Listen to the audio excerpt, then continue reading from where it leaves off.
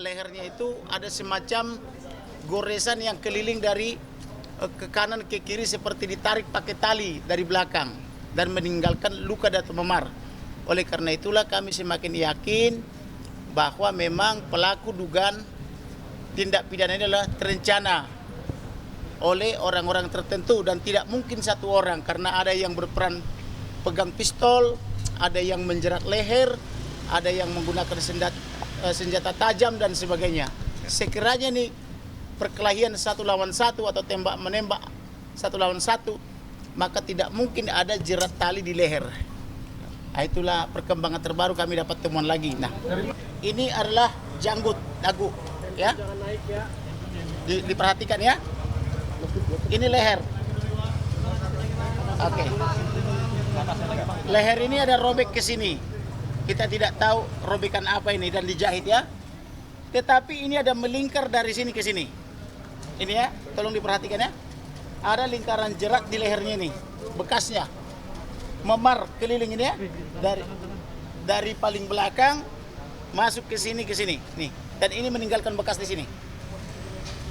Nah, ini kami semakin yakin bahwa bekas jejak ini adalah diduga dari belakang diikat lehernya. Kasus dugaan pembunuhan Brigadir Yosua telah naik ke tahap penyidikan. Namun publik masih dipenuhi pertanyaan bagaimana Brigadir Yosua bisa tewas di rumah dinas Irjen Verdi Sambo. Benarkah ada dugaan pembunuhan berencana? Saya akan membahas bersama mantan Kepala Badan Reserse Kriminal Polri, Komjen Purnawirawan Susno Duaji. Pak Susno, selamat petang. Selamat petang pemirsa Kompas TV. Baik, Pak Susno, Anda di kanal YouTube bilang bahwa sebenarnya kasus pembunuhan Brigadir Yosua ini adalah kasus yang relatif simpel sebenarnya. Apa yang Anda maksud dengan kasus ini sebagai kasus yang seharusnya relatif simpel? Ya, kasus itu kan pertama TKP-nya jelas, kedua yang meninggal jelas, identitas jelas, lukanya jelas, kemudian saksi di TKP jelas, yang ngaku nembak jelas, kemudian barang buktinya berupa senjata jelas, berupa selongsong jelas, berupa proyektil jelas, kemudian darah di lokasi jelas, kemudian CCTV ada walaupun hilang tapi sekarang sudah ketemu. Terus HP juga jelas. Jadi nggak ada kesulitan, semua jelas. Beda dengan kita menemu jenazah hanyut di sungai. Pertama, identitas jenazah itu siapa, ya kemudian ini mati hanyut, mati tenggelam, atau mati sakit ayan, kita nggak tahu kan. Tapi kalau ini kan semua jelas, jadi nggak ada yang nggak jelas di sini. Oke. Anda bilang semua unsur-unsurnya jelas. Tapi di sini ada penyelidikan khusus, ada tim khusus yang langsung diketuai oleh Wakapolri. Di luar bahwa salah satu pihak yang terlibat ini jabatannya atau posisinya sudah irjen, menurut Anda apakah dengan semua unsur yang jelas tadi sebetulnya proporsional menempatkan penyelidikan kasus ini sebegitu istimewa? Ya, profesional. Karena apa? Karena kejadiannya di rumah pejabat tinggi Polri ya. Kemudian pejabat tingginya jabatannya sangat strategis gitu. Jadi mau tak mau untuk menghilangkan hambatan psikologis di dalam penyidikan, maka perlu pangkat yang lebih tinggi, perlu tim khusus gitu. Dan karena Mabes Polri kan sudah punya prediksi perkara ini akan mengarah kepada siapa, sehingga perlu tim khusus. Kalau ini tidak di rumah kepala Kadif Propam Polri ya mungkin satu hari udah tahu pelakunya. Maksud Anda karena ini melibatkan Kadif Propam yang nonaktif, ini jadi kasusnya jadi lebih berbelit dibanding biasanya, begitu? Tidak berbelit, hanya hambatan psikologis. Saya yakin hasil pemeriksaan tim itu udah jelas arahnya gitu. Karena tim itu pintar-pintar semua kok, mereka orang pandai semua. Baik, Pak Susno, Anda Purnawirawan, Anda pernah menjadi Kabareskrim Polri. Saya minta Anda untuk paling tidak memberikan respons yang kritis terhadap ex institusi Anda. apa menurut Anda dari respons terutama Kepolisian Republik Indonesia, terutama Bareskrim terhadap kasus ini yang menurut Anda masih membuka ruang celah untuk masyarakat mempertanyakan independensi dan transparansi dari penyidikan? Ya, pertama kalau belum dibentuk tim khusus, masyarakat akan bertanya. Tapi dengan tim khusus, masyarakat percaya. Dan kejanggalan-kejanggalan itu harus dijawab dengan bukti yang tak terbantahkan. Bukti tak terbantahkan itu didapat dari forensik, misalnya balistik forensik, kemudian kedokteran forensik, dan satu lagi catatan saya, dokter yang memeriksa dan yang memberikan otopsi itu harus diperiksa. Nah, bila perlu dinonaktifkan gitu, ya karena dia janggal dan visumnya harus dibuka ke publik apa visum yang dibuat oleh sang dokter itu. Oke. Jadi kita sorotan kita juga harus ke dokter yang memeriksa itu. Dia meriksa itu di bawah tekanan atau meriksa beneran gitu. Kalau meriksa beneran, orang nggak akan ribut ini kena tembak peluru atau kena luka sayat atau kena benda tumpul atau dokter-dokteran yang meriksa. Oke. Oke, ini mumpung Pak Susno menjabarkan yang baru saja Anda sampaikan tadi begini.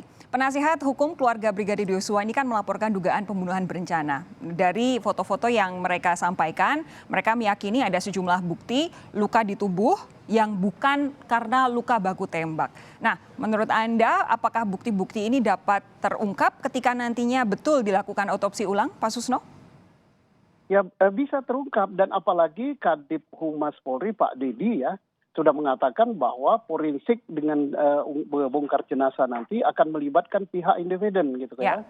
Apakah dari university, apakah rumah sakit lain, yang penting independen. Jangan sampai dirusak forensik Polri yang sudah mendapat nama internasional karena gara-gara oknum yang forensikan gitu buatnya.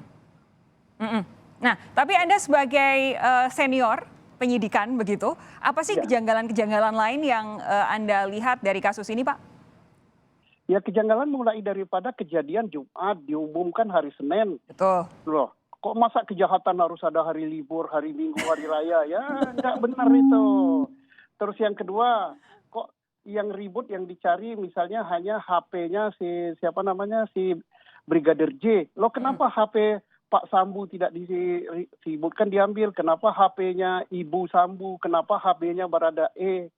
Nah kemudian di Baradae di mana? Kenapa nggak diperiksa? Kemudian hilang Kadip Humas kan mengatakan statement sudah ditemukan, bukan sudah disita, sudah ditemukan. Berarti betul-betul hilang itu kan decoder CCTV. Lah kenapa dihilangkan?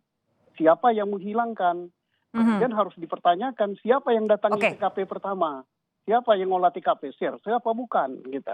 Oke, Anda tadi bilang kalau memang decoder CCTV itu hilang, berarti kok bisa hilang, siapa yang menghilangkan? Menurut Anda memang ada kesengajaan di situ?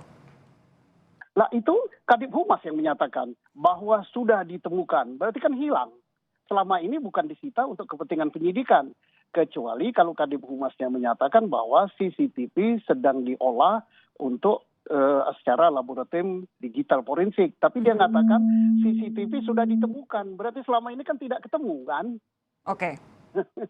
Oke, nah begini. Ini ada bahwa permintaan otopsi ulang itu kan bukan sesuatu yang baru untuk kepolisian. Karena kan dalam kasus-kasus tertentu baik itu pihak keluarga korban maupun dari penegak hukum yang lain kadang-kadang membutuhkan hasil pembanding begitu. Tapi spesifik untuk kasus ini ada ketidakpercayaan yang kelihatan sangat dalam dari pihak keluarga korban terhadap apa hasil otopsi yang dilakukan oleh kepolisian. Apa yang bisa Anda sampaikan soal ini, Pak Susno?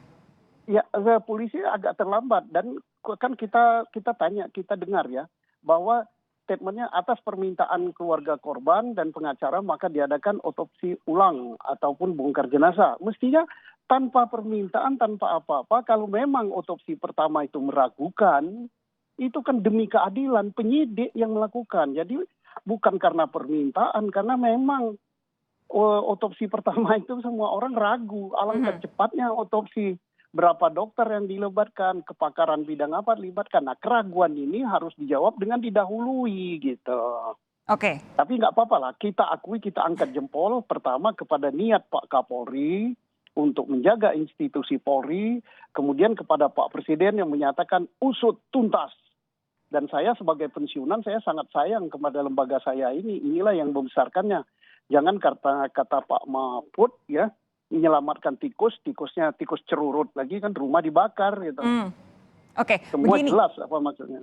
Pak Susno pasti sudah tidak asing lagi dengan kondisi di mana ada seorang pemimpin negara, kepala pemerintahan, seorang presiden yang harus sampai mengeluarkan pernyataan untuk kasus-kasus yang ada di dalam internal tubuh kepolisian. Ini kan pasti jadi sesuatu yang luar biasa sekali kalau presiden sampai mengeluarkan pernyataan terkait dengan kasus internal Polri. Apa yang bisa Anda gambarkan dari perlunya seorang presiden sampai mengeluarkan pernyataan untuk sebuah kasus pembunuhan yang menurut Anda seharusnya simpel? Nah, pertama kan ini kan menunjukkan bahwa presiden sangat berperhatian, dan kedua presiden ragu apakah ini akan akan diproses secara tepat, cepat, benar dan mengemukakan kejujuran dan moral apa tidak gitu. Nah, tinggal sekarang elit Polri menyambut gitu. Mestinya malu kalau presiden sampai bicara gitu kan. Nah, mestinya tidak terjadi. Ini diawali dengan 3 hari kejadian baru diumumkan. Cobalah kalau diperiksa secara cepat, tepat, jujur, dan junjung tinggi moral. Nggak perlu kepala negara bicara kasus ini. Ini bukan teroris antar negara, teroris besar, bukan. Gampang, tapi mungkin ada dalam penanganannya yang nggak benar gitu. Oke. Pak Susno, kembali lagi soal pernyataan Anda bahwa kasus ini seharusnya simpel. Tetapi hari ini baru naik ke tahap penyidikan. Dari Kabid Humas sendiri bilang bahwa apa yang dilakukan oleh kepolisian sebenarnya sudah cukup cepat begitu. Tapi melihat progres dari perkembangan dari kasus ini, apakah Anda setuju dengan pernyataan itu bahwa polisi memang sudah bergerak cepat? Ya, ini kan masih koma ya. Kalau penyidikan kan kasus yang mana? Karena ini kan ada berapa kasus ya. Yang diumumkan oleh Kapolri, dasar laporan polisinya 1 dan 2 itu kan pelecehan. Kemudian yang dilaporkan oleh pengacara kan masalah pembunuhan berencana, penganiayaan, plus pencurian HP, apa itu lupa saya ya. Nah, yang mana yang ditingkatkan statusnya? Kemudian tersangkanya siapa? Jangan ada pernyataan-pernyataan yang menimbulkan tanda tanya pada masyarakat. Tapi apapun juga saya salut pada Polri, sudah ada kemajuan gitu. Baik. Saya beralih ke soal jenis senjata dong, Pak. Kalau penggunaan jenis senjata yang berupa Glock itu yang dinyatakan digunakan oleh Barada Eliezer, itu apakah memang sesuai peruntukannya antara jenis senjata dengan level jabatan orangnya? Ya, tinggal nanti dilihat saja. Saya nggak mau berandai-andai ya. Gampang. Pertanyaan saya sebenarnya simpelnya gini, bisa nggak seorang Barada pegang pistol jenis Glock? Kalau dibuat pengecualian ya bisa, tapi harus normalnya? Pengecualian. Nah, normalnya kan ada peraturan Kapolri tentang penggunaan senjata, dilihat di situ saja gitu. Oke, Anda mau bilang bahwa seharusnya Barada dalam kondisi normal tidak pegang Glock begitu? Dilihat aja peraturan itu, saya nggak mau. Oke. Kemudian kalau misalnya berkaitan dengan senjata ini, ada beberapa luka yang ditemukan di tubuh Brigadir Yosua. Ada betul luka tembak, ada yang menurut pengacara keluarga korban berupa luka sayatan, dan yang terbaru ada yang berupa luka jeratan. Menurut Anda seberapa besar kemungkinannya dalam otopsi ulang nanti itu akan terbuka semua penyebab dari seluruh luka-luka yang ada di tubuh korban? Nah, makanya dalam otopsi ulang nanti jangan hanya dari Polri ya, harus independen gitu. Itu akan terjawab semua kok. Luka itu macam-macam, luka tembak, luka benda sayat, tumpul, luka tajam, kemudian luka jarak dekat, luka jarak jauh, semua akan terjawab secara forensik gitu. Nah, sejauh ini menurut Anda apa yang belum terjawab dari luka-luka di tubuh Brigadir Yosua ini, Pak Susno? Nanti akan dijawab oleh forensik gitu kan. Yang bertanya itu kan adalah pengacara. Nah, pengacara pun harus sabar karena nanti forensik yang akan jawab. Kita tidak boleh berandai-andai, walaupun misalnya semua polisi diajari tentang forensik, tapi bukan ahli forensik. Ahlinya tuh harus ada sertifikat dan punya keahlian betul. Jadi semua akan terjawab. Apalagi Pak Kapolri sudah memberikan statement akan dibuka setransparan mungkin, dan tim akan bekerja setransparan mungkin, profesional, diawasi oleh 3 bintang 3. Nah, berikanlah kesempatan ini, dan saya yakin nah nanti kalau mau protes, kalau seandainya nanti ada hal-hal yang tidak masuk akal, tapi harus dengan alasan yang tepat gitu. Berilah kepercayaan timnya. Oke, terakhir Pak Susno, begini, seberapa yakin Anda bahwa kasus ini betul-betul nantinya akan bisa diselidiki, disidik secara transparan, mengingat salah satu orang yang terlibat adalah Kadif Propam yang walaupun nonaktif dengan jabatan Irjen? Ya, saya sepanjang tidak direkayasa, saya sih yakin-yakinnya gitu. Ini akan sampai ke pengadilan dan tersangkanya ketemu. Kenapa? Pak Susno bilang apabila tidak direkayasa, apakah Anda mau bilang bahwa ada kemungkinan direkayasa karena melibatkan pejabat tinggi Polri? Kalau sekarang ini tidak mungkin gitu, karena Kapolri langsung yang sudah memberi statement. Kemudian Kapolri itu adalah simbol dari institusi Polri. Nah, kalau kita nggak percaya pada Kapolri, udah siapa lagi? Dan Presiden langsung sudah berbicara. Kalau nggak percaya sama Presiden, ya sama siapa lagi? Masa percaya sama Presiden negara lain gitu? Kira-kira apa sih yang jadi pertaruhan ketika kepolisian enggan, misalnya nanti enggan untuk menyelesaikan penyidikan kasus ini secara transparan, Pak Susno? Saya kira taruhannya besar sekali kan. Citra Polri saat ini pada posisi paling atas, 80% atau berapa, bagus sekali. Tidak mungkin ini pimpinan Polri, elit Polri yang notabene adalah anak-anak muda di bawah saya akan mempertaruhkan ini. Percayalah. Percayalah. Ya. Oke. Pak Susno, pasti dibuka. Pak Susno, terima kasih sudah bergabung di Sapa Indonesia Malam. Selamat malam, Pak.